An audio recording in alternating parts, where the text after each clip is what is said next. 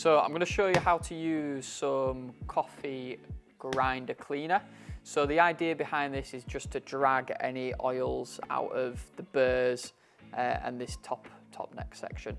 So first step is to close off the grinder and just grind any coffee through.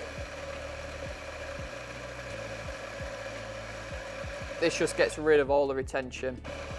So it's normally around 2.5 shots.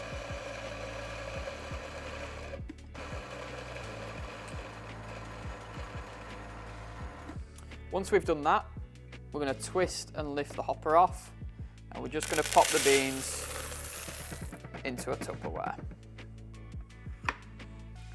Pop the hopper back on and make sure the flap is closed. From there, we're going to take the lid off, and we're just going to put a bit of this in. So you need around 2 dessert spoons, no more than that.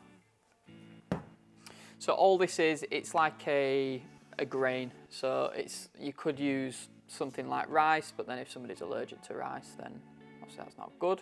So this is just a friendly for everyone one. So once the hopper is shut, what we're going to do is we're going to turn the blades on, so run a shot, and then open it.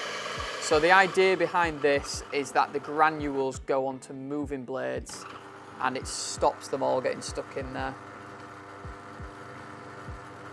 And the end product is like creamy powder, which has just got all the coffee oils in there.